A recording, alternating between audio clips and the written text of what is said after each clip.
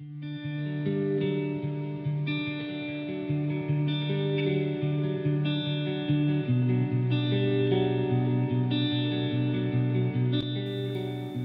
Dangerfield was one of America's most beloved comics. He overcame a lot of personal struggles, but his life unfortunately came to an end on October 5th of 2004. Today we're going to go through the life and times of Rodney Dangerfield, as well as visit his final resting place at Pierce Brothers Memorial Park in Los Angeles, California.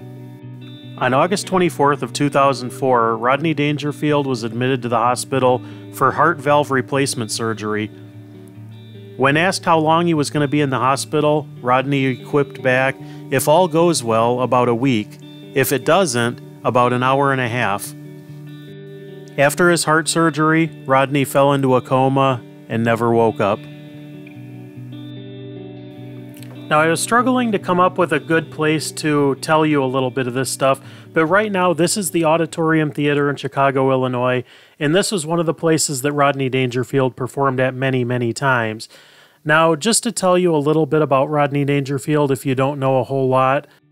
Now, he was born Jacob Rodney Cohen in 1921 in New York. His father was a vaudevillian performer named Phil Roy, and he barely saw his son, and they reconciled later in life, but he didn't really have much of a father figure. His mother never showed him any love. He got himself into a little bit of trouble, but he was mostly a good kid, and he delivered groceries and he sold newspapers and ice cream to support himself and his mother. But he had a very unhappy childhood, and he spoke about it in numerous interviews, but he always got the bug to be a performer.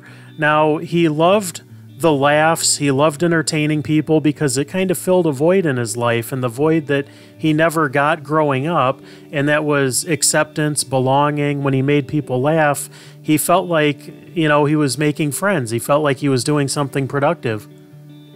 He originally started as an entertainer, and he started performing under the name Jack Roy. Roy was the name of his father, and he thought that was a good name, but the name never suited him. Now, he got married to his first wife at this time, and he ended up leaving show business for a while, and then he decided to come back. His desire to be on stage was too great for him to walk away from, and he decided that he needed an image, and he ended up adapting the name Rodney Dangerfield, and the first night he performed as Rodney Dangerfield, he absolutely killed it, and he decided that the name was going to be the name for him. It worked for him that night, and it continued to work for him. Now, Rodney finally got the break that he was looking for when in 1967, he got a spot on the Ed Sullivan Show, and he absolutely destroyed his performance in the best possible way, and he ended up becoming a regular on the Ed Sullivan Show and gained himself quite a bit of notoriety. He also developed a great rapport with Johnny Carson, and he initially didn't have a great relationship with Johnny Carson because he mouthed off early in his career.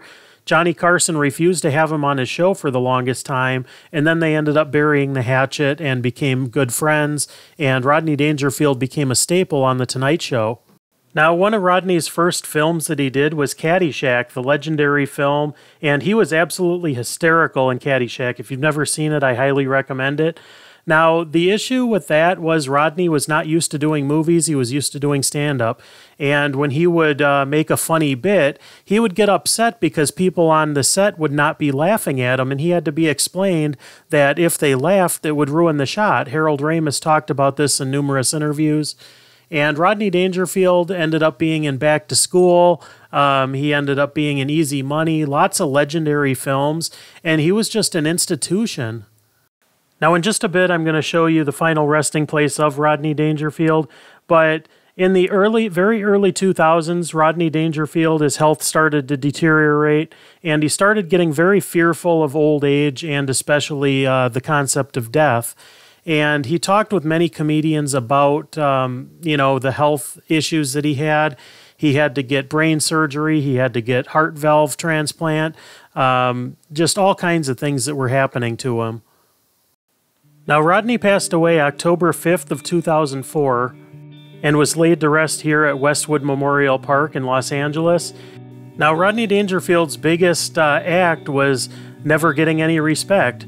Now, early in his life, he didn't get much respect, but later on, he got respect from everybody. I mean, he championed a lot of younger comics like Jim Carrey and Rob Schneider, all kinds of people, Jerry Seinfeld, and he started Dangerfield's, a comedy club in New York, and showcased a lot of these guys. You know, it's never good when people grow up with the kind of upbringing Rodney Dangerfield had, but as he got older, he became well respected and loved, and he had a lot of people on his side, which was a really good thing to see for him, and it was something he really needed. Now, before I end this video, I want to point out something that's very fitting yet humorous. On the bottom of Rodney Dangerfield's tombstone, it reads, "There goes the neighborhood." And those are fitting final remarks. So that's all I have today from Westwood Memorial Park Cemetery here in Los Angeles, California. Be sure to catch future videos. Hit that subscribe button if it's your first time here. Lots of good stuff coming up. Thanks so much, guys, and have a good day.